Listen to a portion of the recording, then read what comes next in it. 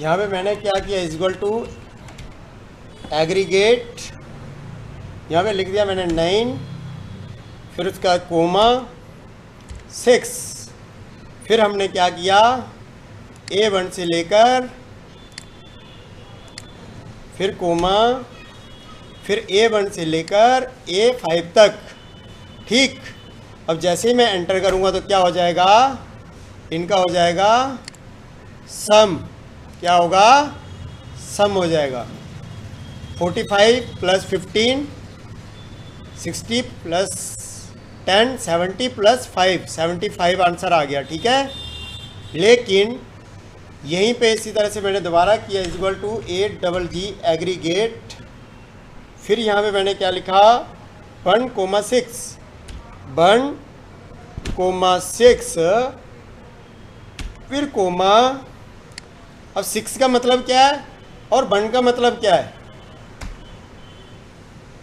देखो 6 का मतलब तो 9 का मतलब तो ये था कि ये क्या करेगा, सम कर देगा। ठीक है ना, ये ऑलरेडी इसके अंदर एक्सेल के अंदर पहले से ही प्रोग्रामिंग लगी हुई है कि 9 का मतलब सम होगा। ठीक है, फिर इसके अंदर अब तुम कहोगे 9 क्यों, तो इसलिए 9 है। ठीक है, फिर तुम कहोगे 1 क्यों है, तो 1 का मतलब क्या होता है, 1 का मतलब होता है, 1 का मतलब क्या है, एवरेज निकालना। ठीक है ना, तो इससे एवरेज निकल गई। इसी तरह से यहाँ पे 1 की जगह हम क्या करेंगे, 2 करेंगे तो वो क्या कर देगा, काउंट कर देगा, गिन लेगा। ठीक है ना, समझे कि नहीं। यहाँ पे इक्वल एग्रीगेट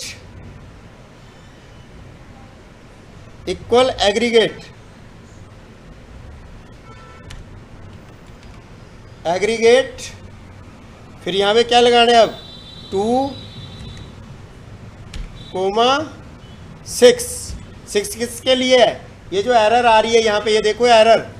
ठीक है, नहीं तो एरर आ रही होती है, नीचे हम क्या करते हैं, एवरेज काउंट या कुछ करते हैं तो नीचे प्रोग्राम में भी एरर आ जाती है ना, तो इसकी वजह से इग्नोर कर देगा ये। ठीक है ना, 6 लिख दिया और फिर यहाँ से कोमा लगाया और फिर यहाँ से एंटर कर दिया। समझ आ गई बात। अब यहाँ पे 6 का मतलब क्या होता है, यहाँ पे 6 का मतलब जो 6 डाला है, इसका मतलब क्या करेगा, ये इग्नोर करेगा किसको, एरर को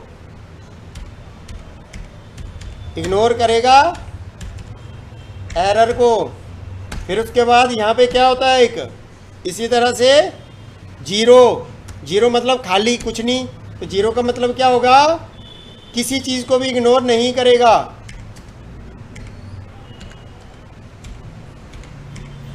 किसी भी चीज़ को इग्नोर नहीं करेगा। फिर और क्या होता है, हिडन रो के लिए 7 आता है, यहाँ पे क्या आता है, 7 किसके लिए यूज़ होता है, कोई हिडन रो हो, तो जैसे मानो कोई रो छुपा ली हो, ऐसे राइट क्लिक करके यहाँ से मैंने हिडन कर दी हो, हाइड कर दी हो रो, तो क्या यूज़ होता है, 7 किसके लिए, हिडन के लिए, हिडन रो के लिए। ठीक है ना, कोई डाउट है तो बता दो, कोई डाउट नहीं है, चलो ठीक है, करो इसको।